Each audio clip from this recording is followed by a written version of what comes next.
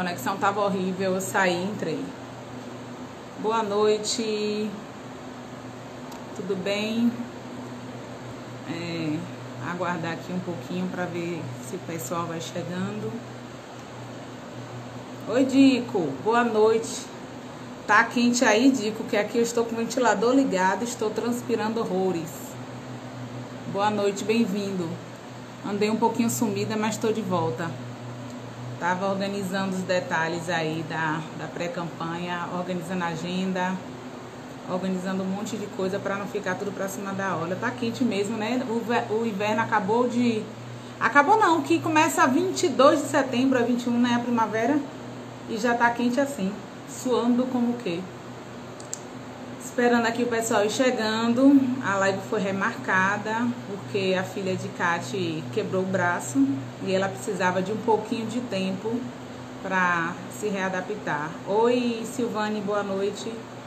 E aí essa live foi um ponto de pauta de várias conversas pelo WhatsApp com algumas mães preocupadas e vendo a flexibilização acontecendo no território nacional, né, a âmbito nacional, e aí a temida volta às aulas, temida por conta do vírus, né, que ainda paira no ar, nas superfícies, e ainda não há vacina, e aí o medo impera sobre as mães. Oi, Ayla, tudo bem? Eu não posso aceitar agora a sua solicitação de vídeo, porque eu estou esperando aqui a convidada da live. Boa noite, Ayla. Depois a gente conversa de vídeo. Como é que tá você? Tá fazendo as atividades na plataforma direitinho? Fique na live aí até o final, que hoje é um assunto interessantíssimo. Volta às aulas no cenário da pandemia do Covid. Acontecerá ou não? Kate chegou. Deixa eu adicionar. Ótimo. Continue fazendo as atividades. Oi, Kate. Olá, Hoje quem está tudo aqui bem? transpirando terrivelmente sou eu, de calor. Aqui está quente demais na Nossa, Bahia. nossa, não estou me vendo aqui. Você está me vendo na live? Estou te vendo. Você não está me vendo, não? Não, aqui não Agora está não. Agora aparecendo para seu... mim. Parece que você botou a tela para trás. Eu estou vendo o seu ring light. Você botou agora botou. Nossa, eu não estou vendo. Peraí, deixa eu entrar de novo. Só um momentinho. Tá, saia. Pode sair. Você sai e volta. Pronto. Deixa ela corrigir ali o, o foco da câmera que ela retorna. Viu? Ainda já chamei aqui. Guardar ela atender. Tá me vendo? Eu não consigo me ver, mas se você está me vendo, então tá ótimo. Por que você não tá se vendo? Não sei, tá escuro a tela para mim, que estranho. É. Tem alguma coisa tapando o seu frontal? Você tá hoje de cabelo escovado, batom vermelho, blazer Sim, preto. é que Ah, aqui tá frio. Bom, já que você tá me vendo, o pessoal tá me vendo, então o importante é isso. Tomara que tá bem centralizado. tá ótimo, tá bem centralizado. Vou aumentar aqui o som um pouquinho. Então vamos lá. Bom, eu troquei de celular, então ainda estou aprendendo a mexer nesse aparelho novo. Para a Ah, tecnologia também. Mas vamos acontece. lá, Clarissa. Primeiramente, obrigado pelo convite, né? Desse Sim. tema tão importante que é a volta às aulas interpandemia, né? Porque ainda nós estamos vivendo esse período e é um assunto de suma importância, tanto para a escola, para a sociedade, para professores, enfim, para todos nós que estamos vivendo ainda esse período, né? E eu fiz um estudo de alguns casos também fora do país, né? Que passaram por situações semelhantes à nossa, e vai ser bem interessante o nosso bate-papo. E aqui Diferente de também Madrid. teve duas situações que, ao longo da live, eu vou pontuar.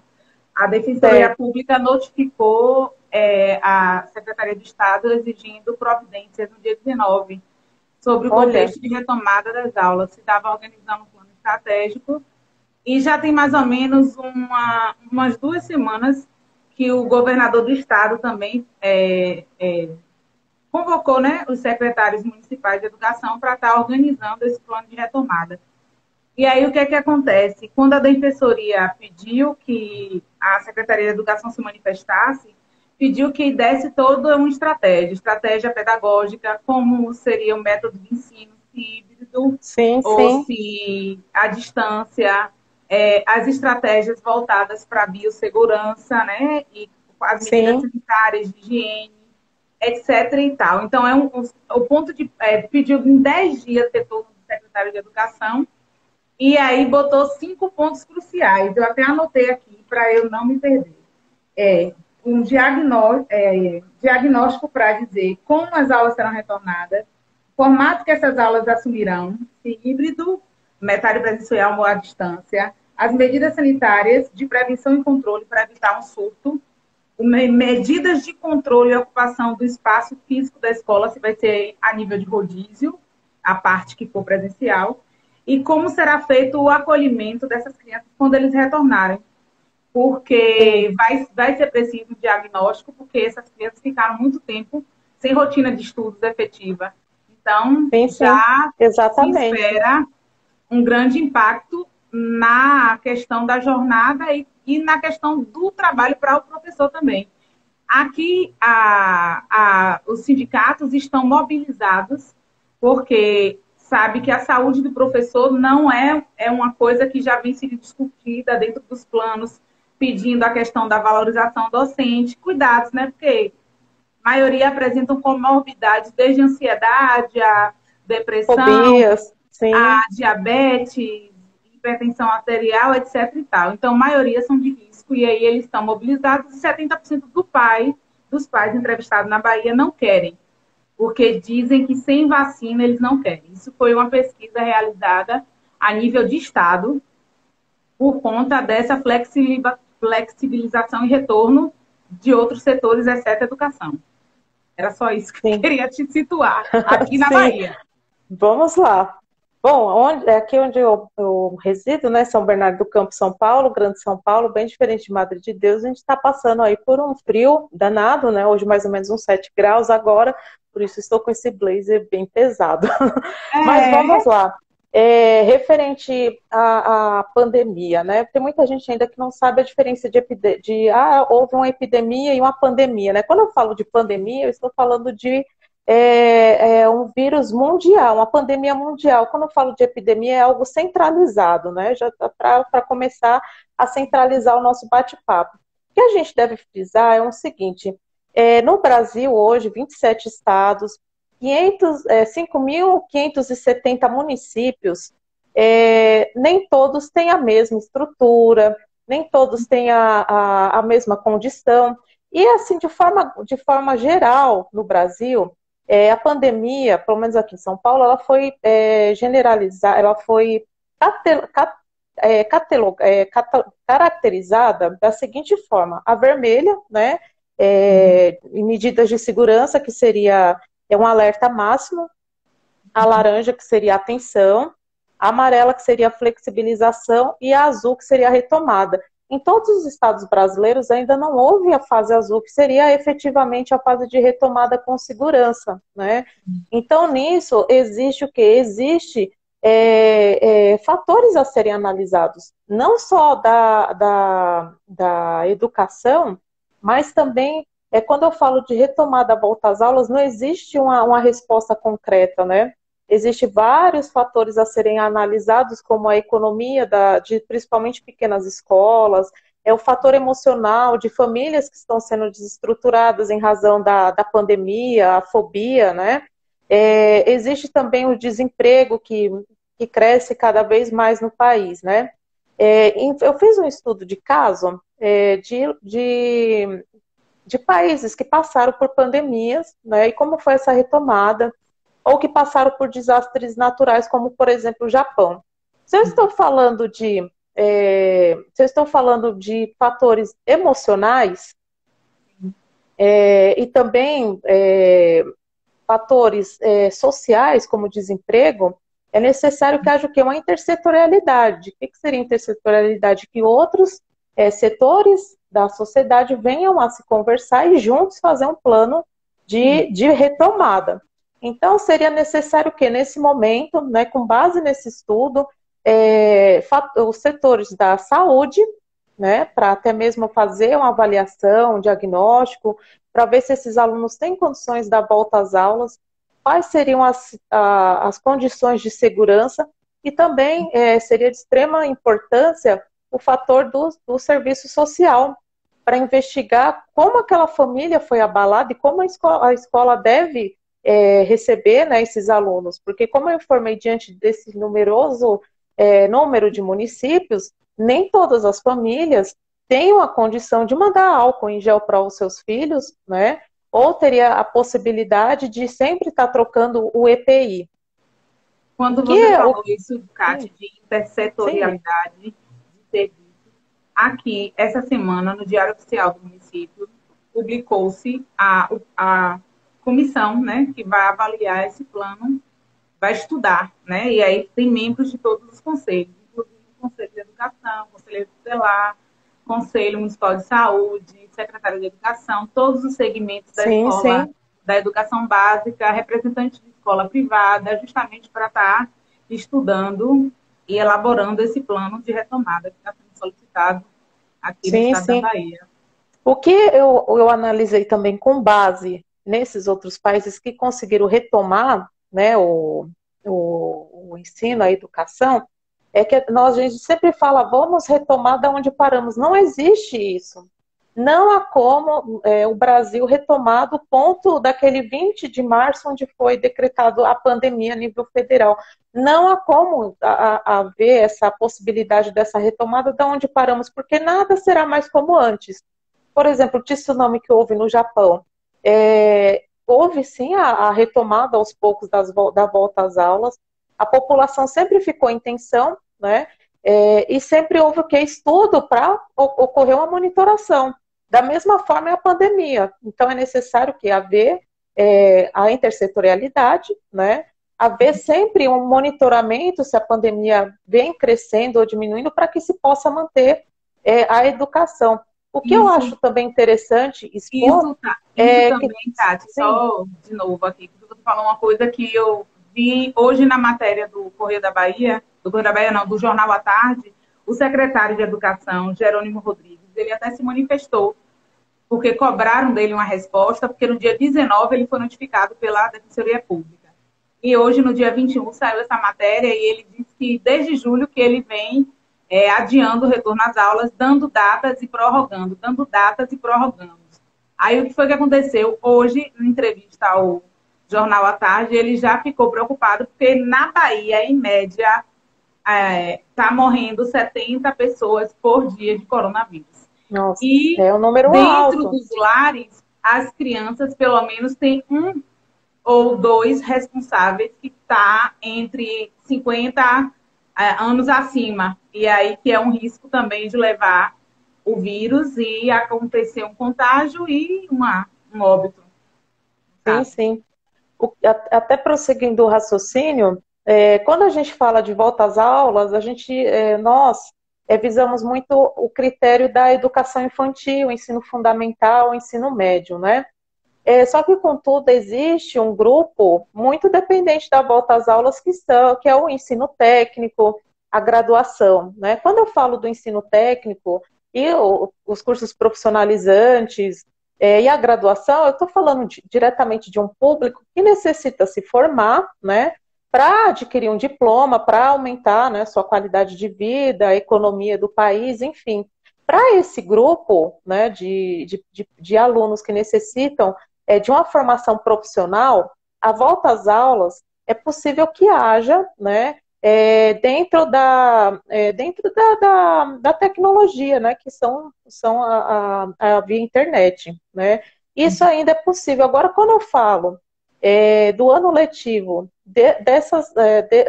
desses alunos de educação infantil, fundamental e médio, principalmente fundamental e médio, há de se fazer um estudo de conselho, não só de cidades, estados, mas interestaduais, né, a nível Brasil, para que venha a considerar a base nacional curricular, né, porque não há como falar 2020, vamos passar esses alunos automaticamente, como ocorre no estado de São Paulo, né? Já na educação infantil, eu tenho crianças que pode aproveitar, né, esse período, não necessariamente passar, como por exemplo aqui pré-2 para o pré-1. O ensino infantil não seria tão prejudicado com a volta, com essa retomada. Não que as crianças deveriam retomar, entenda, mas que o plano de ensino não deve afetar essas crianças, né? O plano de ensino deve ser voltado tão somente para o ensino fundamental e médio, levando em consideração, porque se eu tenho a Lei Base da Educação, no seu artigo 200, que fala 800 horas por ano, não há como levar isso em conta, porque existe aqui, hoje, acontecendo no nosso país, uma calamidade pública, né? Existe uma pandemia a nível mundial, então há de se considerar que a previsão legislativa na Lei de Bases da Educação não há possibilidade de ser cumprida, não de maneira individual, não é porque o aluno não quer ir para a escola, mas não há condições de segurança, biossegurança, para que seja cumprido esse ano letivo. Não só pensando nos alunos, né, mas também pensando nos gestores, nas professoras, na classe de professores, de educadores, né, que foram tão abandonados durante esse período de pandemia. Isso. E o que eu mais eu penso Exatamente. assim, lembra quando a gente estava trocando figurinhas e eu te mandei aquele manual da Fiocruz, que é o Sim, manual de biossegurança, que a gente ficou chocada como ele parece sim, mais uma bula de remédio, meramente não, descritiva, e não tem, assim, um enfoque de território sim, nacional no que você falou. O Brasil é grande, é desigual, sim, não há escolas que tenham toda a estrutura. A escola em zona rural que funciona em casinhas. Há sim, escolas que sim, não têm água suficiente para manter, né, o funcionamento com as condições sanitárias de higiene. Então, o que é que sim. acontece? Eu achei, quando eu li aquele manual, que ele deixava a desejar e não contemplava a dimensão da retomada. É muito bonitinho, mas para colocar em prática, eu achei ele que não atendia o Brasil inteiro. Você já Não, não falou aí da atende. desigualdade de acesso à internet, porque nem todo mundo vai conseguir. A desigualdade socioeconômica, que é a pior de todas. Tem aluno que não tem nem notebook e nem celular smartphone, está indo na escola retirar aqui as atividades impressas. Estou falando daqui de Mateus, que Sim, não tem. E aí a gente já vê que a desigualdade socioeconômica, famílias na vulnerabilidade com baixo poder aquisitivo, então não tem como tomar um parâmetro geral para se voltar sim. às aulas agora, porque não tem como mensurar. Eu fui olhar a matéria que falava de Manaus, que em 2 dias eles fecharam as escolas por conta do Sim, contágio. Em dois exatamente. dias.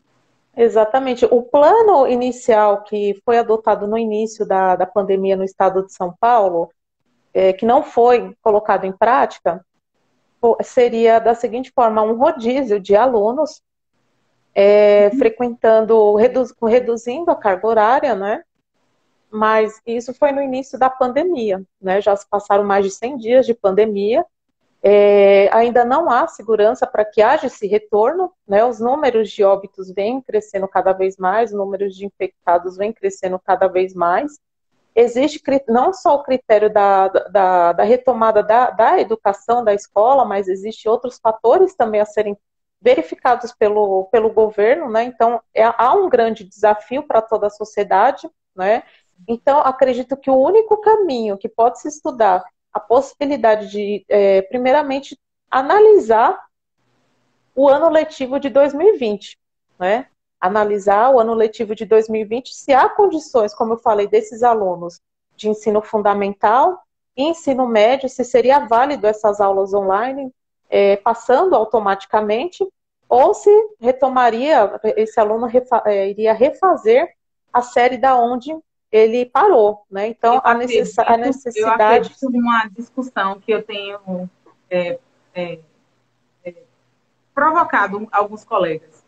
Há um tempo atrás, quando o aluno ficava fora da seriedade, ele ficava na distorção seriedade, a gente tinha segmentos de fluxo, chamava fluxo escolar. O fluxo escolar colocava duas séries para que o aluno acelerasse e recuperasse a série perdida. No caso Sim, da sim. pandemia, eu penso que o fluxo escolar deveria ser resgatado dentro do conteúdo que é essencial para a série seguinte. Então, assim, estudaria o currículo da série, Sim. veria o conteúdo que é sequência, que é fundamental para a série seguinte e que é um pré-requisito. Por exemplo, se você não aprende multiplicação, você não aprende divisão. Então, tem que aprender multiplicação para ir para a divisão. Sim, E sim, se ele exatamente. não conseguir ter essa base, ele não vai à frente. Então, eu acho que o estudo devia partir daí. Não Sim, totalmente invalidar. Isso também é uma opinião, né? Não sim. totalmente invalidar, mas duas séries juntas, e aí o 2020 junto com 2021. É uma forma de, é uma Uma estratégia, né, que sugestão. deve, sim, é uma sugestão válida, é uma estratégia válida para que também é necessário visar a não evasão escolar, porque há estudos, né, de alunos que vêm a repetir de ano que acaba ocorrendo a evasão escolar, né? Então, nesse momento, eu acredito que todas as sugestões devem ser válidas, sim, estudadas a fundo pelo Conselho de Educação, e principalmente consultar os profissionais da educação e toda a sociedade, né? Porque é uma decisão que deve ser feita em Uma conjunto, né? consulta pública, é verdade. Sim, sim.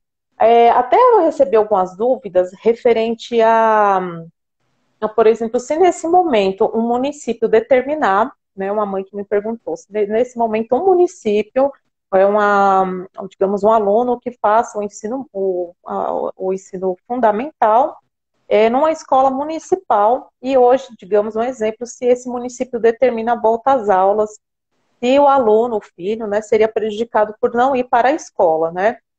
Diante desse ponto de vista, eu penso da seguinte forma: não existiria uma resposta única, né? Nesse momento, não existiria uma resposta única. Ao meu ponto de vista jurídico, esse aluno não pode ser reprovado, né? Foi como eu informei no início. Nós temos a Lei de Base da Educação que fala 200 horas, mas nós também temos um princípio, que é o princípio chamado Fato do Príncipe, no qual ele trata sobre calamidades públicas, né? E a pandemia ela é uma calamidade pública, então não haveria essa condição de ocorrer uma reprovação por conta do aluno não ir por medo da pandemia, né? Até mesmo caso ocorra esses estudos, né, de retomada, é necessário também pensar nos alunos com deficiência. Como seria feito esse retorno das aulas aos alunos com deficiência, já que é um grande grupo de risco, né? Então, isso também deve ser levado em conta. Uma E falando em quando você legislação, fala isso, é uma coisa que vários pais falam, que, por exemplo, não vou mandar meu filho, não sou obrigada e também não quero que ele perca de ano. Então, esse aspecto jurídico que você falou, aspecto legal, há que se considerar o bom senso e há que sim, ser facultativo, né? A pessoa vai escolher sim, ou presencial ou à distância, sim, entendeu? exatamente. É interessante. Se ele achar que não deve mandar o filho, se ele achar que não é seguro, deve ter uma contrapartida, uma Sim, outra situação. sim, sim. Uma outra situação, assim, na visão jurídica, né? Em análise da própria Constituição, no artigo 206, no qual trata-se do capítulo da educação, fala que o ensino será ministrado com base nos seguintes princípios: inciso 1, igualdade de condições para o acesso e a permanência na escola. Então, isso não tem. Hoje, os estados, os entes federativos, União, Estado, Distrito Federal, município, não tem essa igualdade do acesso à permanência na escola. Então, nisso a gente já tem uma afronta à própria Constituição, né? E no artigo 7º, no inciso 7º, tem a garantia de padrão de qualidade. Não será o mesmo padrão de qualidade. Não será o mesmo, por mais que haja esforços por parte do professor, por parte da gestão escolar, por parte até mesmo dos pais, não haverá, será uma afronta à própria Constituição. Então, o que eu acredito firmemente que, nesse momento, a melhor estratégia que o Ministério da Educação e Cultura, o MEC, pode aplicar é atender, ouvir os conselhos, ouvir os profissionais da educação, ter a intersetorialidade, né, e principalmente ouvir a sociedade, ouvir a opinião científica sobre a segurança da retomada das aulas, né, porque não é somente o fator econômico, né, como eu informei, quando se trata de educação infantil, não há como barrar que crianças se toquem, que crianças se abracem. Exatamente. Na minha escola, eles têm 8, 9 anos, 4º, 5º ano, e tem os mais velhos que se atrasaram por algum motivo, mas eles vivem de mão dadas e abraçados, assim, pelo ombro, o tempo todo. Como é que você vai ficar o tempo todo lembrando? Não pode abraçar, não pode. Até a gente que é a senhora que esquece. Exatamente. E, de certa forma, há sim a necessidade, retomando só para não ficar repetitivo, uma análise, né, como você falou do fluxo, né, de um fluxo de aceleração para o ensino fundamental e o ensino médio, para que não ocorra uma repetição e, consequentemente, uma evasão escolar. Quanto aos cursos técnicos e faculdade, se eu pudesse humildemente opinar, né, nesse debate em conselhos, eu opinaria para que não venha a repetir esse aluno, né, já que esse aluno, a educação à distância, hoje é uma realidade para o ensino, para a educação de graduação e técnica, é uma realidade. E repensar também na modalidade, nos outros níveis da educação, inclusive a educação básica, do 1º ao 9º ano. Porque, sim, exatamente. Mesmo com toda a dificuldade de acesso à internet, nós estamos nos valendo da tecnologia para poder não ficar sem rotina de aprendizagem com esses educandos, mas a desigualdade econômica está afetando muito. Então, aquela medida que está para ser votada no Senado Federal, que é para fornecer um chip com a capacidade de megas, né, para o aluno matriculado na rede pública, porque eles já estão pensando lá adiante que se essa pandemia se prolongar, os alunos precisam receber um tablet, receber um chip para poder estar retomando seus estudos. Agora, Cátia, desde junho, que aconteceu um decreto do Ministério da Educação, mantendo todo o nível superior, pós-graduação, mestrado, doutorado e graduação, todo no sistema EAD. Aqui, ó, entrou até minha amiga aqui, Cristiana, na live. Aqui tá cheio de professor. Um monte de gente já concordou com o fluxo. Cristiana vai colar grau agora, dia 12 de setembro, à distância. Ela se formou e vai colar à distância. Então, as faculdades estão fazendo colação de grau à distância, estão mantendo o ensino à distância. Sim, aqui em São Paulo porque também. Mesmo sendo adultos, eles estão pensando na questão das comorbidades e do contágio e de uma pessoa chegar a óbito. Porque a pessoa, o impacto só acontece com a morte. A pessoa só toma a noção da realidade quando a gente vê alguém morrer, é próximo a gente, e que a gente vê que é sério, que não dá para flexibilizar quando se trata de escolas que têm, como a minha, 411 alunos. Nossa, uma escola grande. 16 turmas. E aí não dá para se flexibilizar com universidades que têm um número muito grande de alunos transitando o dia inteiro dentro do campus.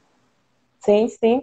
Em São Paulo também as universidades vêm, né, aplicando essa colação de grau online. Eu acho super válido pensar no próximo, né, porque é um momento de emoção, você convida a família, e assim, um toque, né, o abraço, enfim, isso sim pode ocorrer uma propagação né, do Covid, né? Vale dizer que não é só pelo toque, né, mas também pelo ar, né, que é Pelo ar. o principal transmissor. Vamos lá, Clarissa, vamos para as perguntas. Ó, as perguntas que as mães fizeram eram sobre a legalidade do processo. Algumas optaram por cancelar a matrícula quando é escola particular. Alunos de 4 anos, de 3 anos de idade, eles preferiram cancelar a matrícula e trancar. Aí, quando eu chamei a reflexão, não, gente, se vocês fazem isso, deveria ter negociado um preço e buscado atividades para fazer em casa, porque aí você está colaborando com o colapso econômico. Se você consegue pagar Exatamente. um valor para receber as atividades em casa, até porque comprou o livro, mantém o aluno matriculado com toda a dificuldade. Sim, Né? E sim, assim, tem que olhar o outro setor. Não é porque, como eu falei com elas, não é porque eu sou funcionária pública que eu não vou olhar a economia e a questão das escolas privadas. Eu acho que, assim, como aconteceu em Brasília, que estão pressionando a retomada das aulas, muito, principalmente sim, a escola privada quer retornar antes da escola pública. Mas existe um calendário que é a nível nacional, que todo ano ele é pensado. Então, quando se retoma um segmento e não se retoma o outro, você contribui para a desigualdade, entendeu? E não tem exatamente, como sim, comparar o ensino de uma escola que tem uma infraestrutura que é mantida pela mensalidade dos pais com a escola pública e com o sim, déficit da quantidade de recurso financeiro que chega e ainda com tantos cortes nessa questão do financiamento da educação. E aí, as perguntas, mais de 10 perguntas, elas iam e vamos voltavam lá. sobre a legalidade do retorno e sobre quem tem prioridade para tomar vacina, se os alunos, se os idosos, se os profissionais da educação, como é que seria essa vacinação? Se eles queriam Ah, saber sobre o critério. do... Vamos lá, Tomando como primeiro. base as outras pandemias, como você poderia estar respondendo elas? Porque eu falei, coitada de Cátia, porque é abraçar, apertando até esmagar a bichinha. Vamos lá, primeiro, quanto à negociação do contrato da prestação, né, Do do serviço. serviço educacional, é válido você negociar, né? Essa negociação pode ser livre, né? Não há uma estipulação em contrato, né? Contudo, haveria aplicação de multa por quebra desse contrato? Pela legislação, né, que seria essa cláusula fato do príncipe em razão da pandemia, não haveria aplicação dessa multa, né, em razão da quebra de contrato, porque houve ali uma necessidade muito além do que era previsto, principalmente quando se trata de famílias que perderam o emprego, ficaram necessitando de programas assistenciais, enfim, foi a realidade de muitas famílias, né?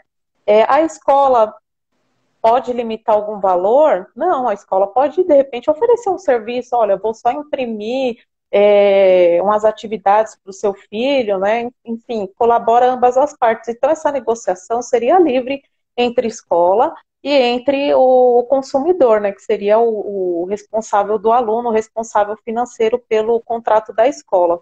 Quanto à legalidade da volta às aulas nesse momento seria totalmente legal, como eu até mesmo informei pelo artigo Da 206 Constituição. da Constituição Federal, seria até mesmo a própria afronta à Constituição, porque não haveria igualdade na qualidade do ensino, haveria uma afronta ao princípio da segurança jurídica, haveria até mesmo uma afronta à biossegurança, enfim, e a necessidade o quê? De ter uma conscientização de estudo junto ao conselho, planos de intersetorialidade. Se isso não for cumprido, existe sim uma ilegalidade da volta às aulas nesse momento, né? Contudo, o que eu informei, eu defendo perfeitamente a não volta às aulas para a educação infantil, ensino fundamental, ensino médio, né, de se levar em conta o plano comum curricular, né, se não me engano, acho que é essa a nomenclatura, isso, base nacional comum, BNCC.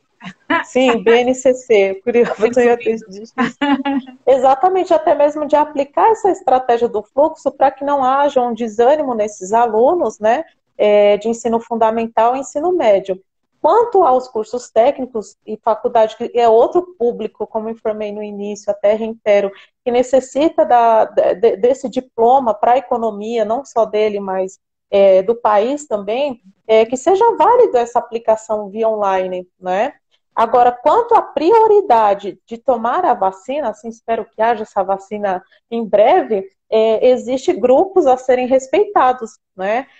Primeiro, primeiro são as pessoas com deficiência, depois os idosos com mais de 80 anos, os idosos que são considerados pessoas com mais de 60 anos, logo em seguida seriam as crianças, né? Acredito que até mesmo junto com os idosos, e depois os adultos, adolescentes e adultos, que têm digamos, um organismo mais forte, né? Então, a prioridade realmente seriam pessoas com deficiência, idosos e crianças, né? E qual foi a outra dúvida que perguntaram? Agora eu me perdi aqui no raciocínio. Deixa eu voltar para ler aqui que eu olho as anotações. Um minuto. Diógenes, ele é professor de biologia, né? Biólogo. E ele estava falando aqui que estudos comprovam que as crianças, maioria, são assintomáticas para o coronavírus. Então, uma Sim, dificuldade de identificar e um risco para propagação. sim, Tatiana Cristina diz que concorda que não deve parar os estudos para aqueles alunos que estão na faculdade. Ela concorda sim, também com o fluxo escolar, duas séries ao mesmo tempo. sim, E Patti, ela dá um dado interessante, que ela diz que em Israel as escolas reabriram, tiveram que adiantar as férias por conta do aumento de número de infectados. Então, não é só no Brasil, mas no mundo inteiro, sim, a retomada das aulas, elas acontecem e elas podem retroceder se o surto de contágio aumentar. Aí sim, pronto, deixa sim. eu ver aqui, ó. Em relação à legalidade das voltas às aulas, o ponto de pauta é o bom senso, você já respondeu, e é facultativa a volta. Você já respondeu em relação à questão do negociar os valores de escola particular, a prioridade de quem vai tomar a vacina. Os professores. Os Vamos lá. professores, eles, por conta de serem funcionários do magistério, e ter uma rotina de trabalho que altamente estressante, porque eu só trabalho em Mato de Deus, uma escolha minha, mas outros colegas trabalham em dois municípios.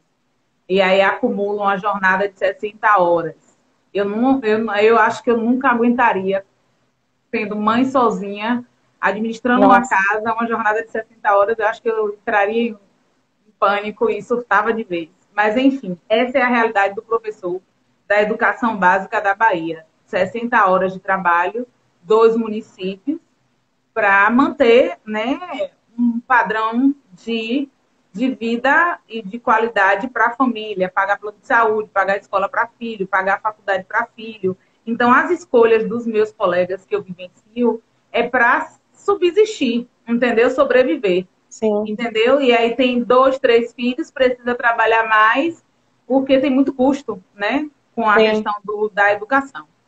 Aí eles acabam adoecendo cedo, 40 anos de idade, já acumula diabetes, hipertensão arterial, labirintite, depressão, depressão, ansiedade, são as doenças e as patologias clínicas que o sindicato dos professores sempre levantam que sim, são as que mais acontecem. Fora a síndrome do pânico, que alguns também começaram a desenvolver e aí precisam ser readaptados.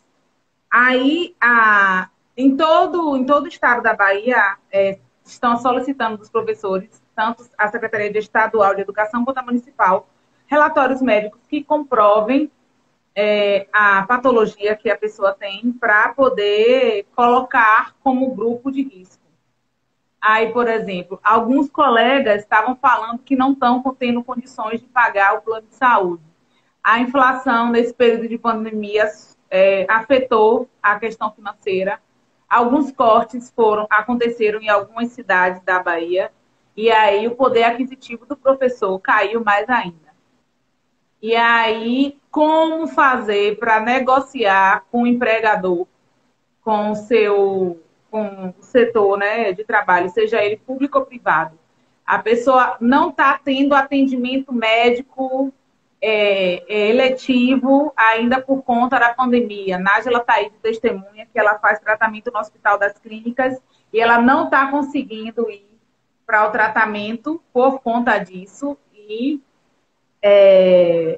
como o professor vai fazer para comprovar que tem essa doença? Vai pedir, vai ter que entrar o bom senso ou só o laudo? Porque ele não tem condição de pagar o laudo e tem que incluir o SUS. O SUS não está atendendo. Só Covid, SUS só Covid. Você falou sobre sindicatos professores. Há 10 anos atrás, quando eu estava no último ano de faculdade, meu estágio foi no sindicato dos professores. E esse número é muito real, é um número exorbitante, não só na Bahia, mas no estado de São Paulo também. Há um número muito grande de professores em crise de pânico e idade laboral, né? Mas vamos tratar um pouco sobre essa parte dos direitos do professor. Primeiro, geralmente professor, né, é uma categoria feminina, né? Tem muitas mulheres como professor. O que acontece? A professora, comprovado, que ela trabalhou não no ensino superior, mas no ensino educação infantil, ensino fundamental, ensino médio, ela pode se aposentar, pleitear aposentadoria, né? Com um período de 25 anos trabalhado. E algumas vezes é possível que uma professora de 45 anos, até com idade menos, né, já tenha até alcançado esse período. Então, é interessante verificar se essa professora já tem, né, essa carga, né, esse período, né, para pleitear a aposentadoria. Mas a mudança a reforma agora aumentou o tempo de contribuição e eu vou até dar uma pesquisada, modificou, sim. Por exemplo, aumentou, eu tenho 18 anos de exercício, vou fazer 19 de fevereiro. 19/2/2003, eu faço 18, de 2021 eu faço 18 anos. Sim. Aí eu já pensava em quanto tempo faltava para me aposentar, né? De tanto, eu trabalho desde 16 anos, quando eu me formei no magistério, eu já comecei a dar aula, mas efetiva é esse tempo de contribuição. Mais um ano de carteira em escola particular. E aí, com essa mudança, eu ainda vou ter que trabalhar um bocado, são 35 anos agora. Não, eu vou até dar uma pesquisada, mas não, é bem menos. É bem menos, não seria 35 anos para professor, não. Eu sei sim que existe um pedágio a ser descontado, né? Já entrando até em outro ponto, depois eu passo direitinho, existe sim um pedágio a ser descontado, mas não seria 35 anos de contribuição para a professora, não. O período é bem menos, mas eu já respondo isso. Agora, quanto a essa situação, né, de negociar com o empregador, o que vem sendo feito? Principalmente na escola particular, existe o que? A suspensão do contrato do professor, né? E isso, não só as escolas particulares, mas diversas empresas vêm fazendo isso, que é a suspensão do contrato de trabalho. Nessa suspensão do contrato de trabalho, a empresa vai comunicar ao governo federal sobre a suspensão.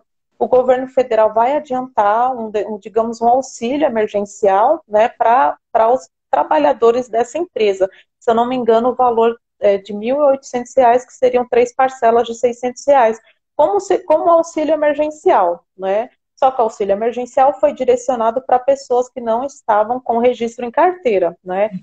O auxílio, esse benefício, que eu mencionei em 3 parcelas de R$ 600, seria para a suspensão de contrato de trabalho para os professores da rede particular. Então, teve muitas escolas principalmente escolas pequenas que aderiram a esse plano do governo, né? Então já é uma alternativa, já é uma solução para isso, exatamente, para evitar até mesmo o desemprego, né? Elevar o número de desemprego. Agora, quanto ao ente público, né, que reduz a carga horária do professor, o que deve ser feito nesse momento? A União e os estados repassam um valor de contribuição dos seus impostos direcionado aos municípios. Então, cabe ao município repassar, né, essa reserva, principalmente ao que tange a educação.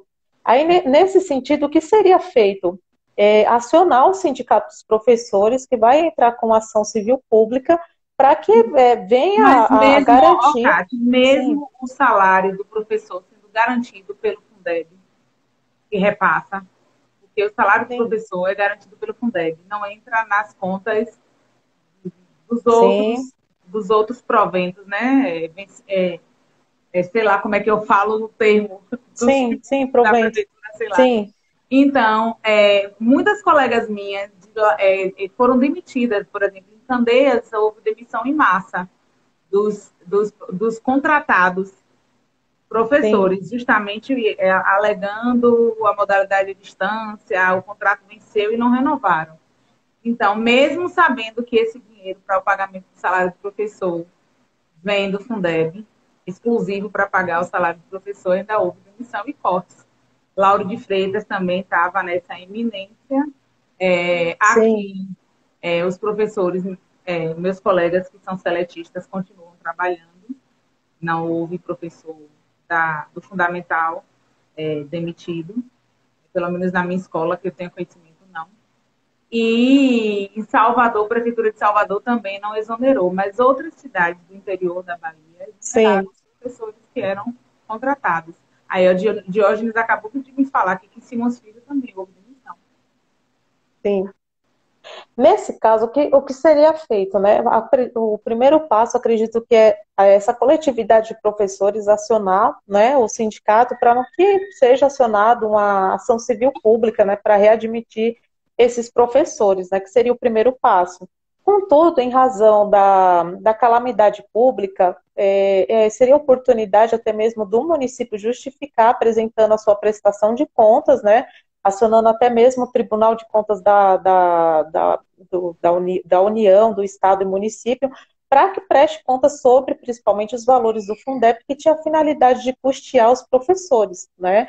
E vale ressaltar que todos os municípios receberam os seus auxílios emergenciais, né, também direcionado para o município, para que venha assegurar as despesas do município, entre elas a folha de pagamento dos seus professores, né, porque se caso vinha a exonerar dessa forma tão desumana, vai aumentar cada vez mais a desigualdade da economia e desemprego.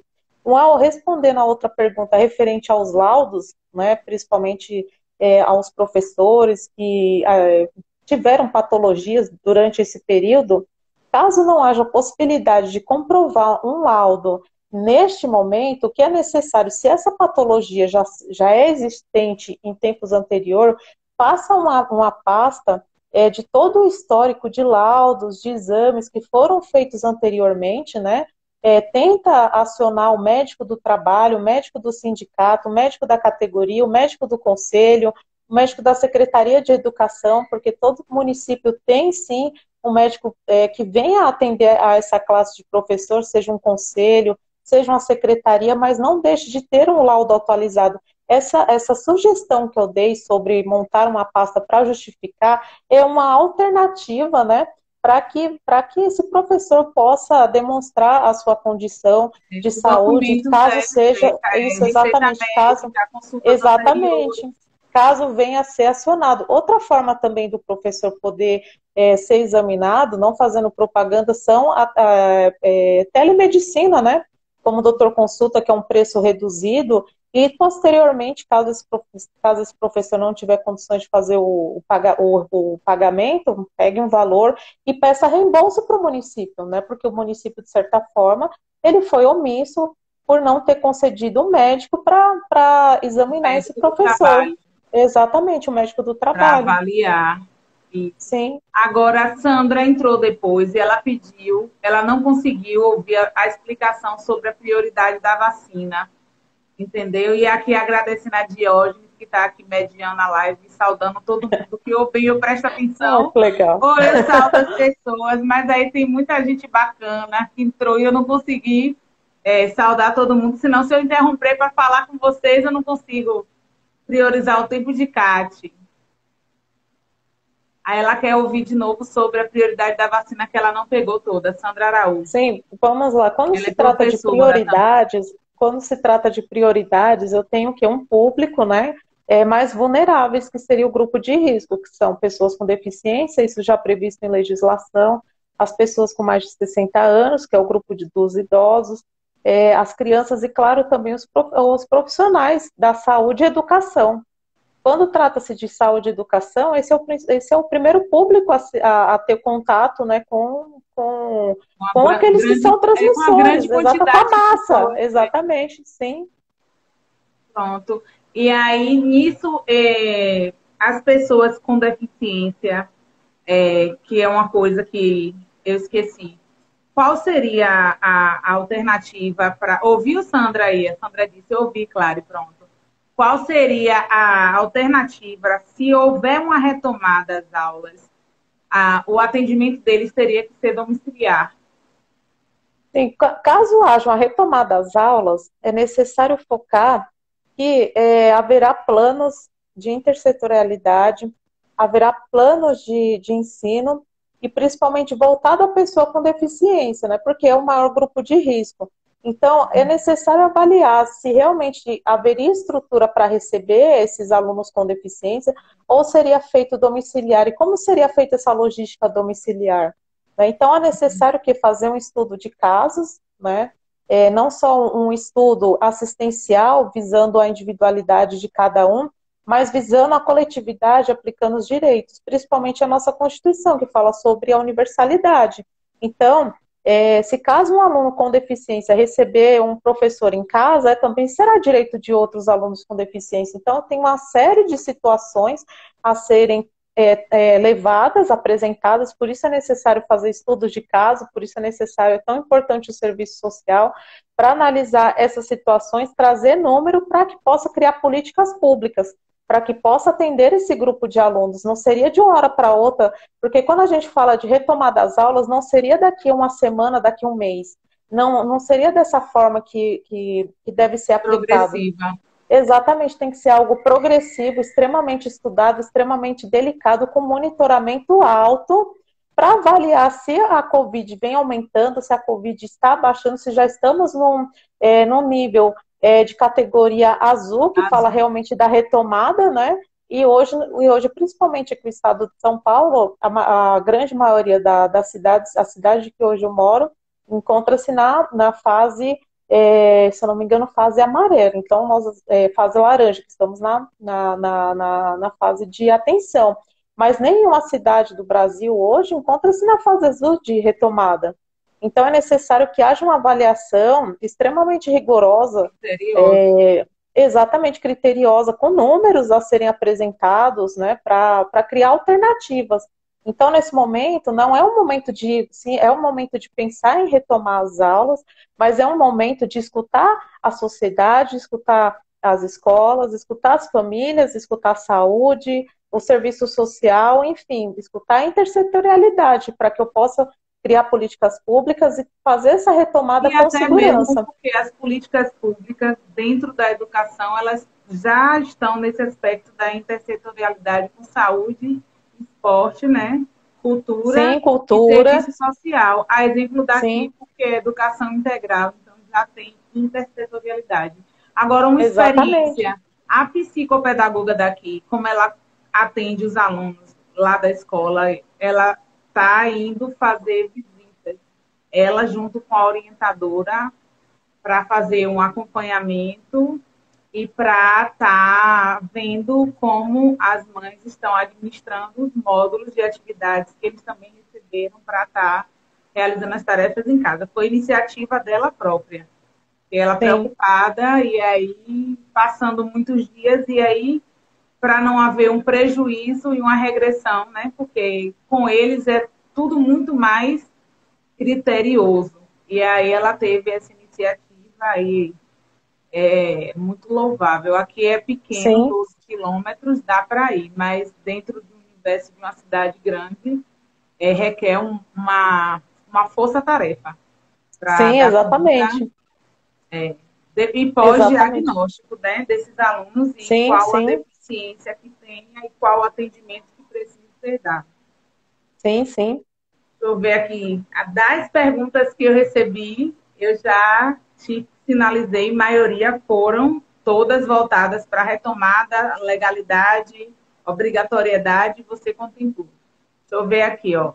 Sheila Duarte, ela disse que não é a favor da retomada escolar, e ela está aqui desde a live do início. Então, diante de tudo que foi dito, quais doenças pré-existentes entram aqui no grupo de risco? É uma pergunta aqui. Todas as comorbidades, né? Quando As se da trata de comorbidade. OMS, as Sim, previstas na sim, OMS. previstas em OMS, principalmente as patologias ao que tange a doenças respiratórias, né? É uma das mais preocupantes para a COVID, né? E o que seria grupo de risco? Grupo de risco é todo aquele que venha a sofrer uma comorbidade. O que é comorbidade? São sintomas associados a uma condição humana.